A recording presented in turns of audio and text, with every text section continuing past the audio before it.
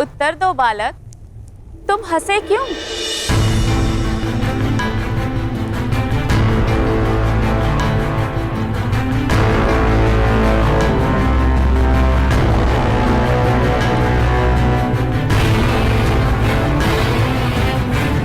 कर्ण, शोर।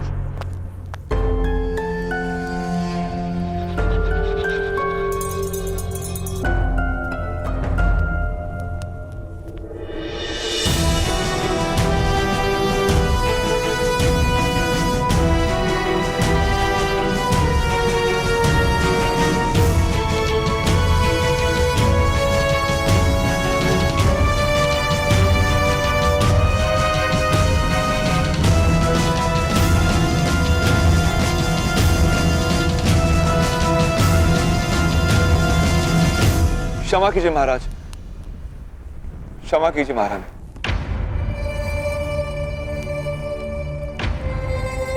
चलो चलो। ठहरिए। महारानी ने प्रश्न किया है, उत्तर दो बालक।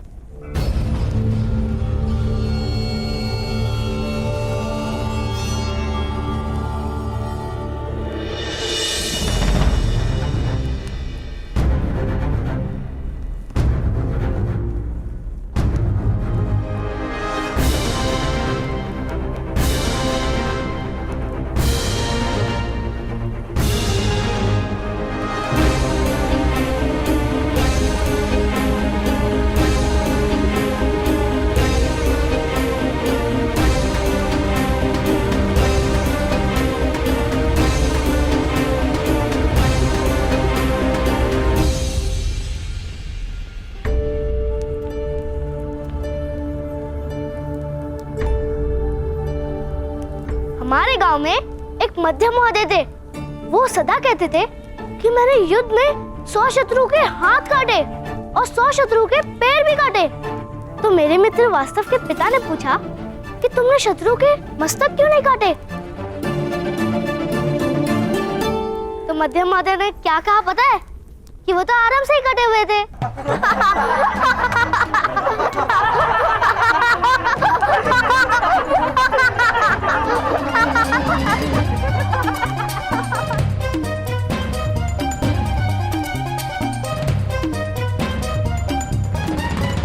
सम्राट धृतराष्ट्र के सामने खड़े होकर चेष्टा करने का साहस करते हो।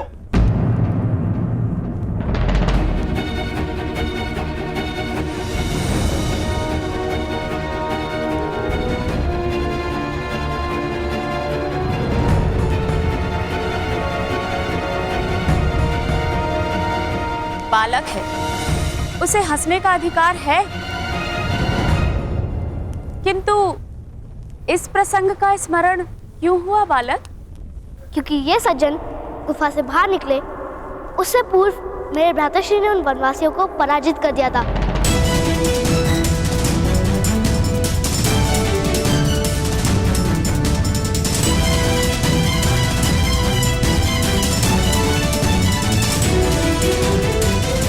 सत्य वचन।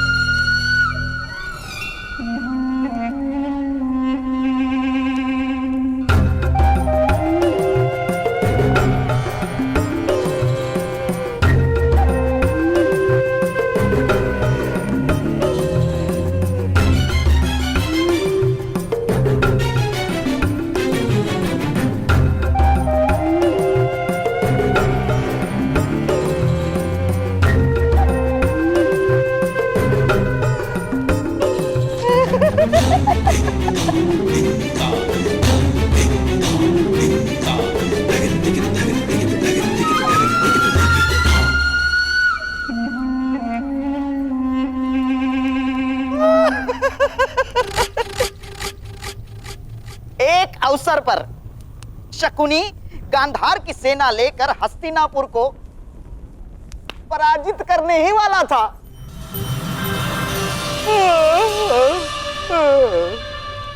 किंतु हमारी निद्रा ही टूट गई।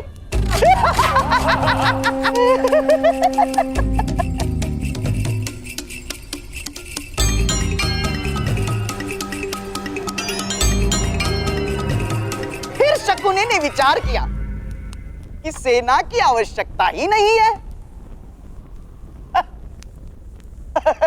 क्यों महामंत्री विदुर?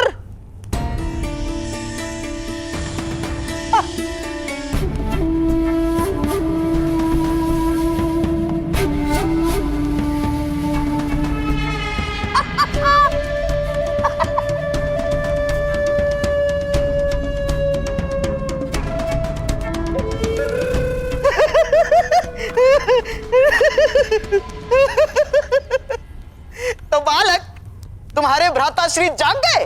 किंतु जो व्यक्ति वास्तव में कार्य कर सकता है उसे स्वप्न देखने की क्या आवश्यकता है?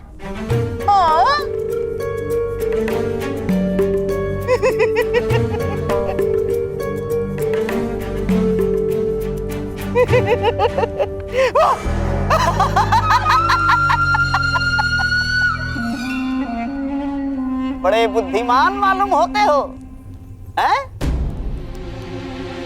सुनो बालक, यदि यही वाक्य कोई बुद्धिमान कहे तो उसे असत्य कहते हैं, और यदि यही वाक्य कोई मूर्ख कहे तो उसे सत्य कहते हैं।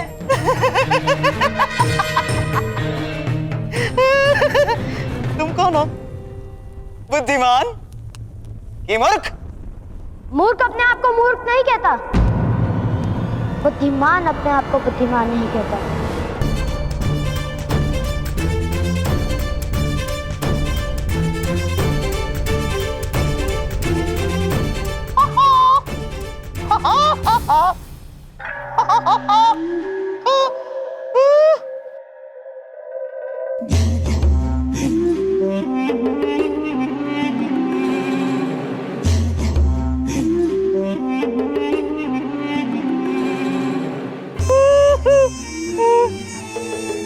क्या यही है तुम्हारे भ्राताश्री? हाँ। तुमने अकेले ने वनवासियों को पराजित कर दिया? जी।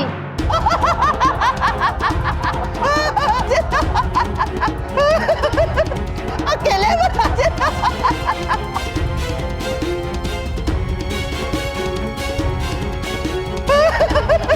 अकेले?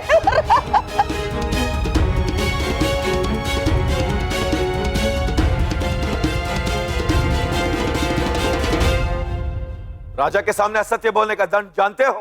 नहीं, आप बताइए।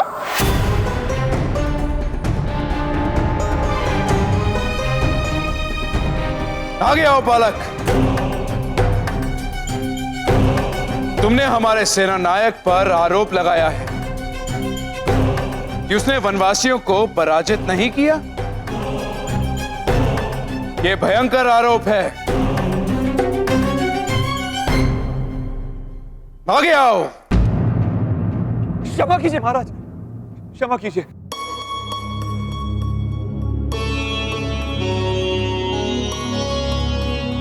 सम्राट, मेरा पुत्र मूर्ख है। हम हस्तिनापुर प्रथम बार आए। वो नहीं जानते किसके सामने मुंह खोला है उसने। क्षमा कर दीजिए। मौन रहो। आगे आओ बालक।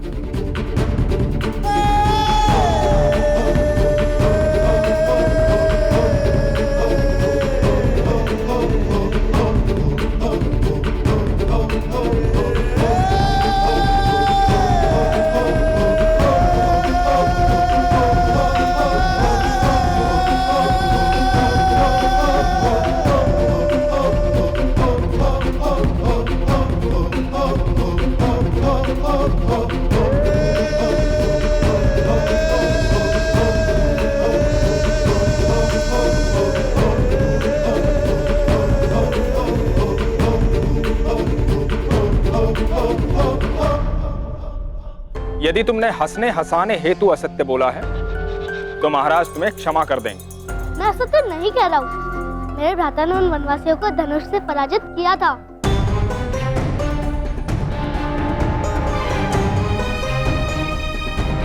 क्या तुम्हारा भाई सत्य कह रहा है?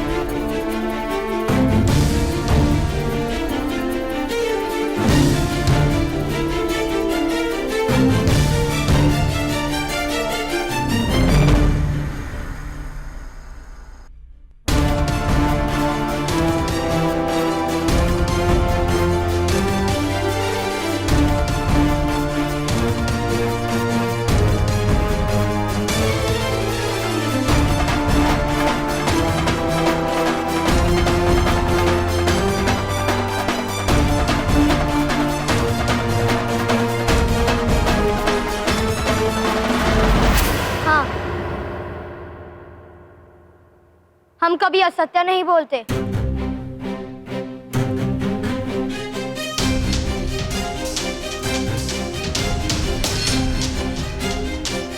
हाँ मंत्री विदुर,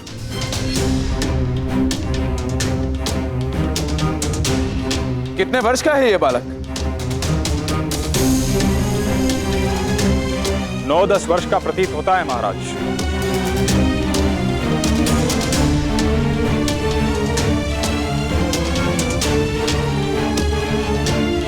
किंतु इसके पिता अवश्य ही क्षत्रिय नहीं है।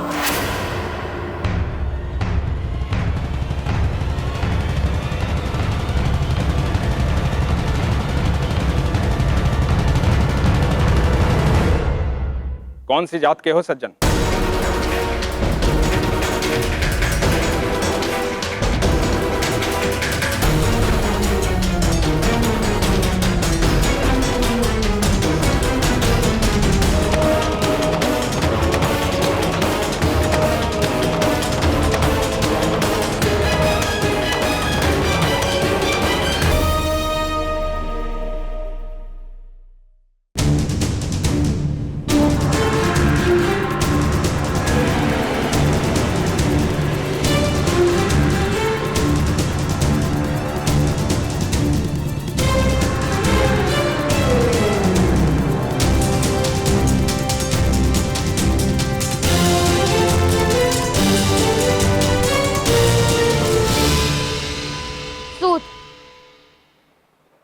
सूत है हम महाराज, सूत है हम महाराज, सूत है हम महाराज,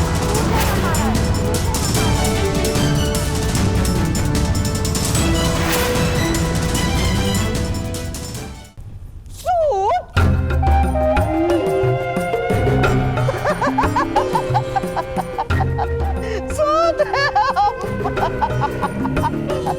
सूत है सूत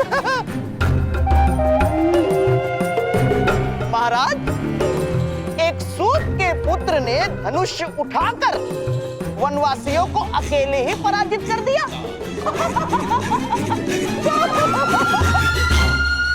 ये तो बड़ी आश्चर्य की बात है महाराज, है?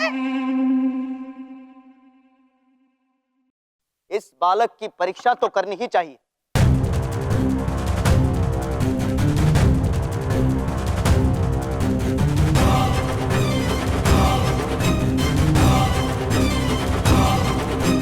जी महाराज।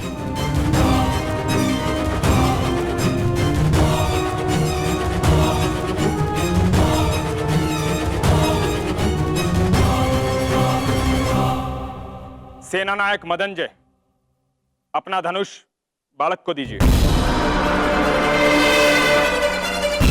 किंतु महामंत्री विदुर,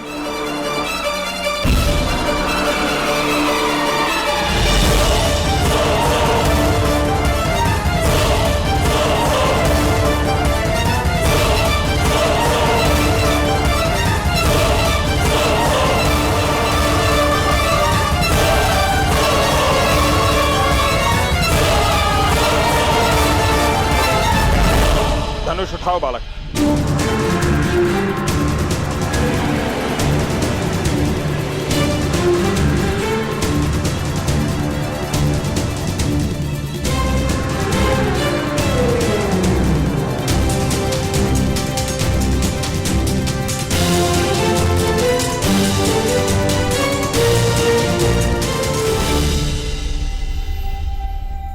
कीजिए।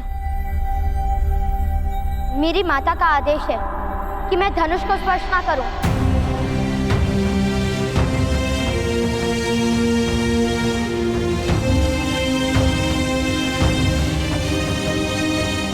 मेरे लिए मेरी माता के आदेश से बड़ा ईश्वर का आदेश भी नहीं।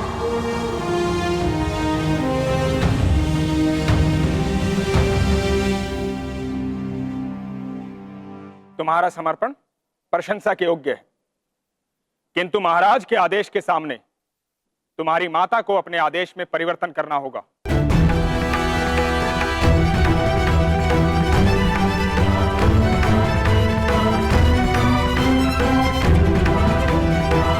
सज्जन, अपने पुत्र को आदेश दो कि धनुष उठाए।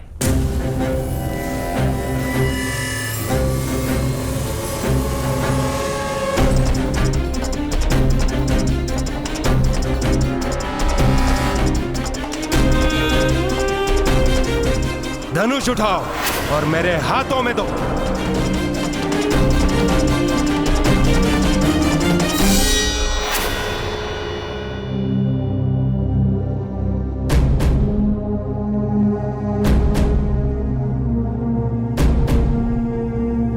ऐसे ही आदेश से मेरी ताऊ ने धनुष उठाया था, फिर उनका हाथ काट लिया गया था। क्या आप मेरा हाथ काटने की इच्छा रखते हैं? विवाद मत करो, धनुष उठाओ अथवा स्वीकार करो कि तुमने असत्य बोला है।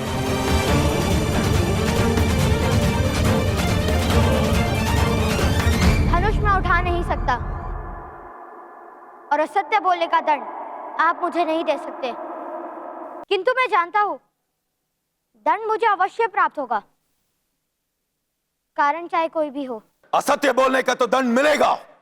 सैनिकों,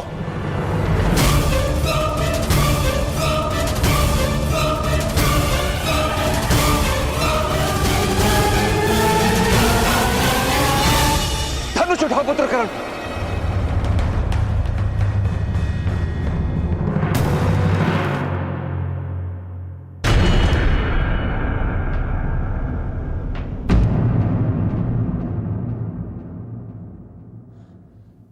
तुम्हारी माता का आदेश।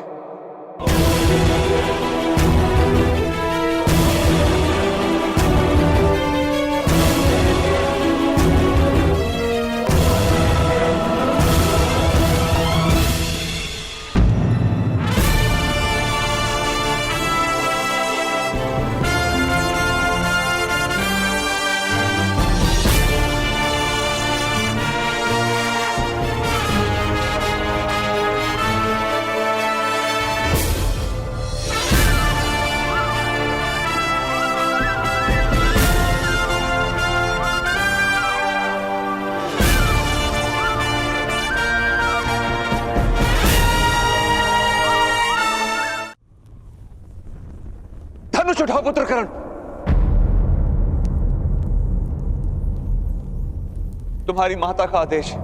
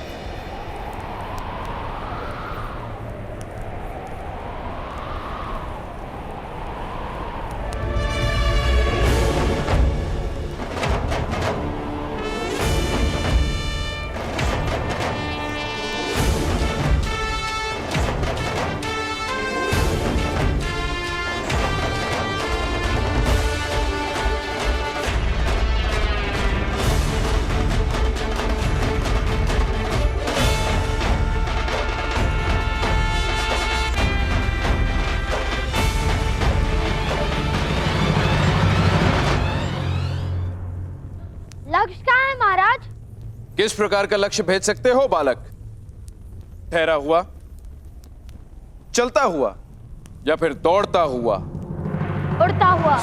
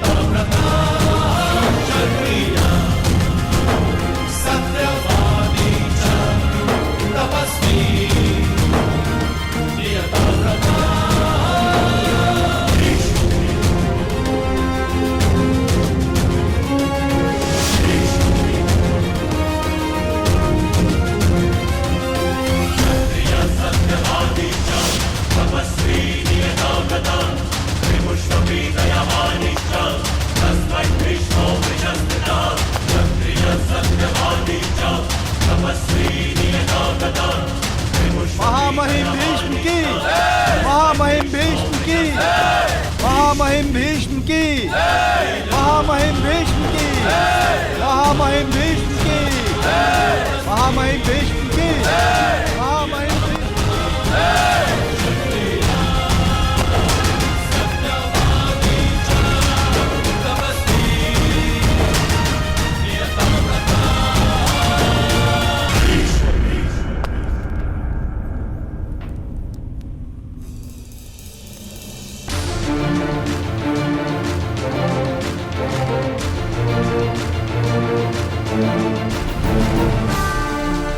महामहिम भीष्म, एक सूत ने इतने लोगों के सामने धनुष उठाने का अपराध किया है। फिर तो इसको दंड अवश्य मिलेगा।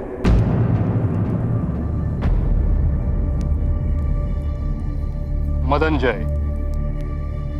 क्या ये वही बालक है जिसने वन में भी धनुष उठाया था? हाँ महामहिम, और इसने अनेक वनवासियों पर प्रहार भी किए थे।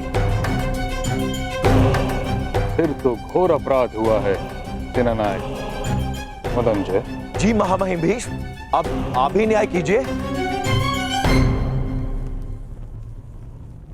न्याय तो महामंत्री करेंगे।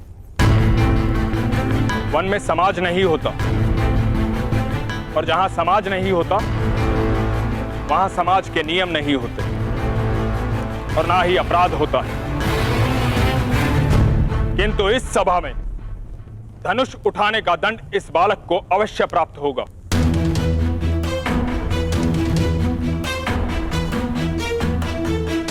भ्राता विदुर, अगर अनुमति हो तो दंड मैं निश्चित करूंगी।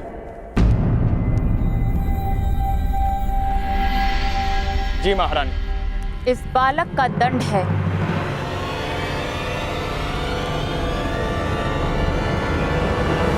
कि आज भोजन में इसे पूरे 7 लड्डू खाने होंगे।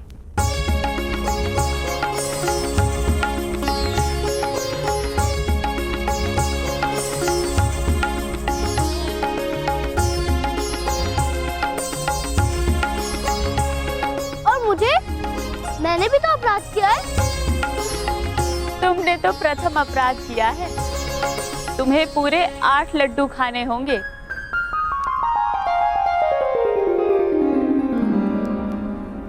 आपको हस्तिनापुर में वास करने की अनुमति है। आप भूगत ग्राम में जाकर बस सकते हैं सज्जन,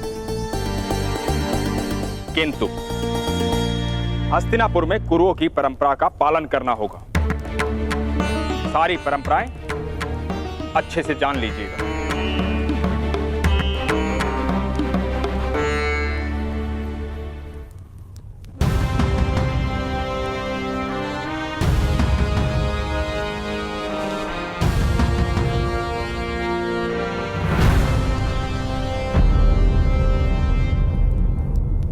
पुत्र का कर्तव्य होता है पिता के कर्मों का उत्तराधिकारी बने।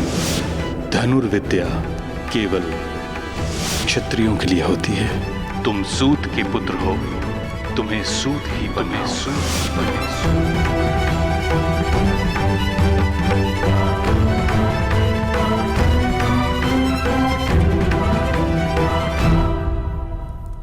क्या आपको परंपराओं का विस्मरण हो रहा है? कर्ण,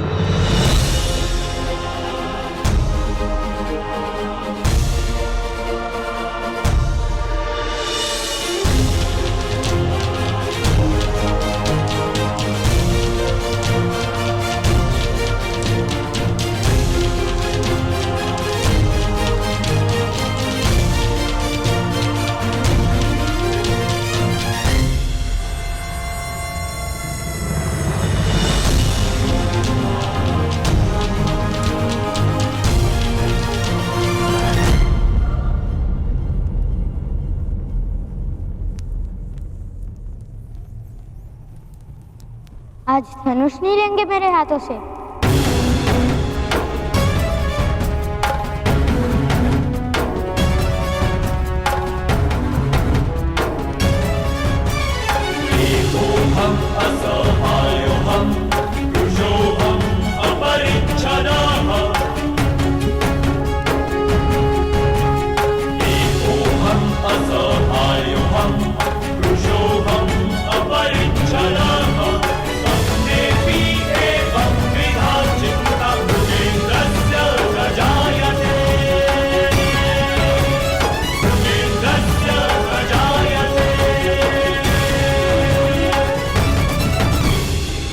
आज के पश्चात तुमसे धनुष लेने की आवश्यकता नहीं पड़ेगी, ऐसी आशा करता हूं।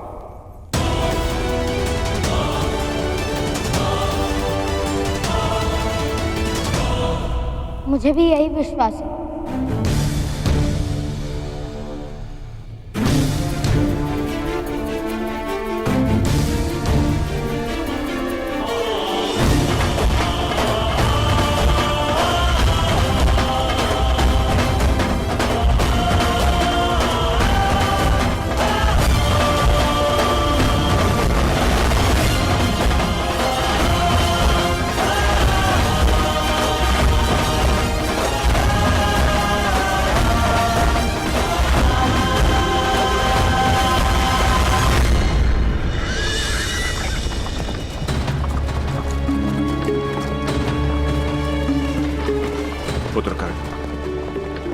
हस्तिनापुर की व्यवस्था पर प्रश्न उठाना उचित नहीं था। किंतु पिताश्री, मैंने तो उनकी परंपरा का पालन किया है। महामहिम विष्णु ने वन में मेरे हाथों से धनुष ले लिया था, ये कहकर कि सूतों को शस्त्र उठाने का अधिकार नहीं। तो मैं हस्तिनापुर में धनुष कैसे उठा सकता था? इसलिए मुझे धनुष लौटाना उचित लगा। पिताश्री, वो क्या है?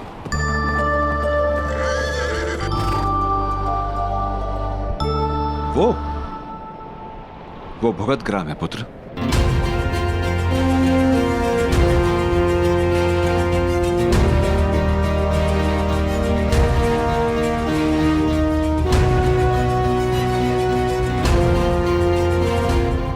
ग्राम है तो आवास कहाँ है पिताश्री? गांव के नाम से जान नहीं पाए तुम?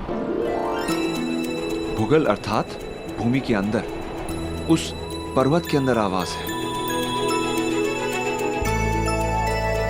एक बहुत बड़ा समाज रहता है, सारे सूत और सूत से भी निम्न जात वहां वास करते हैं। क्या सूतों को भूमि पर वास करने का अधिकार नहीं पिताश्री?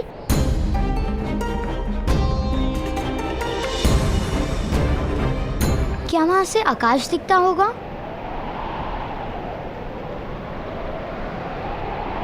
या हमें आकाश देखने का भी अधिकार नहीं? देखो पुत्र, मनुष्य की शक्ति देखो। पर्वत का अंतर काटकर आवास बना लेता है, विपदाओं को चीरकर जो मार्ग बना लेता है, वही शक्तिमान है। तो क्या विपदा जैसा कुछ भी नहीं?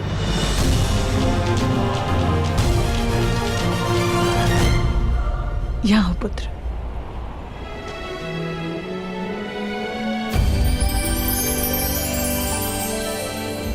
विपदा सुख और सामर्थ्य प्राप्त करने का अवसर है कर्ण।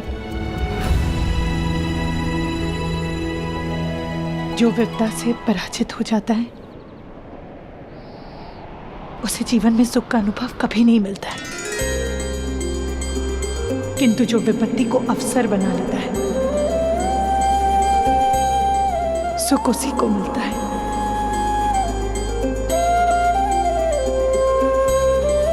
और ये ज्ञान मुझे अभी प्राप्त हुआ।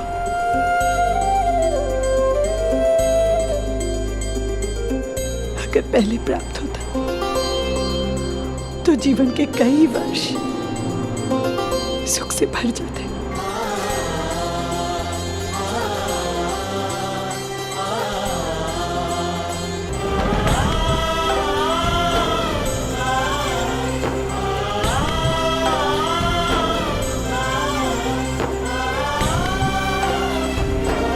चले रहा था।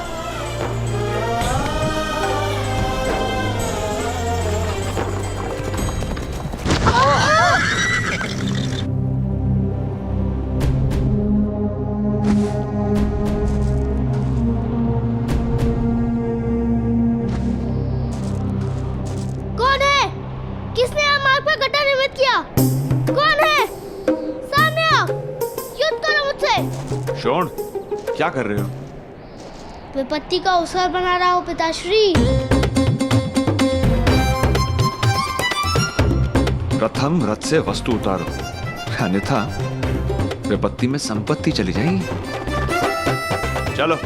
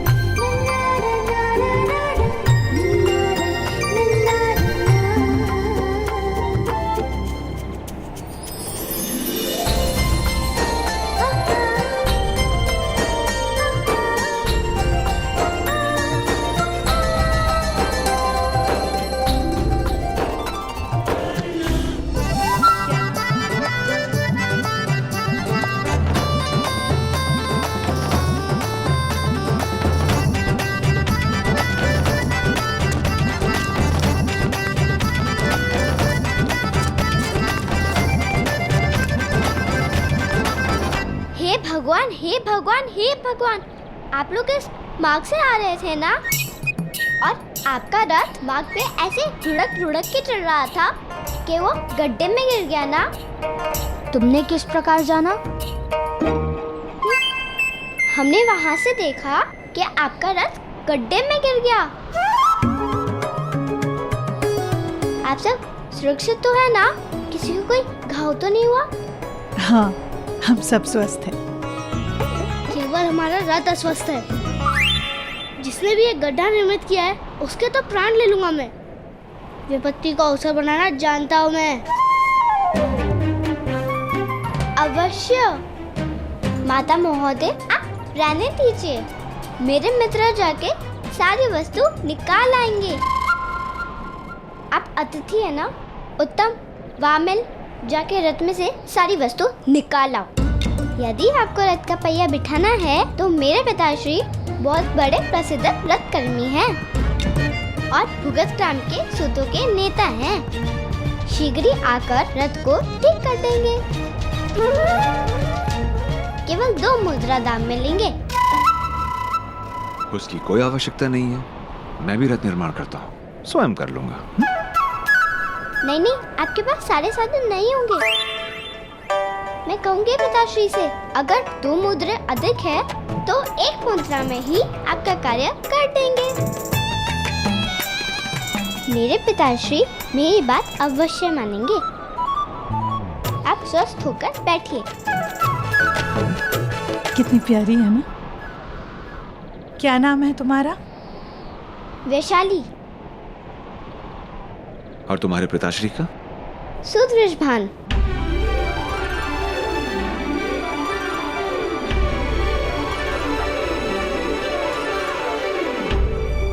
यथार्थ। तो जाओ, बुलाओ अपने पिताश्री को।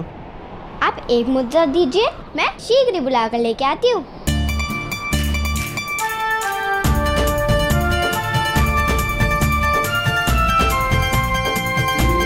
अच्छा, मिट्टी वाले हाथ। तो ये गड्ढा इसने निर्मित किया है।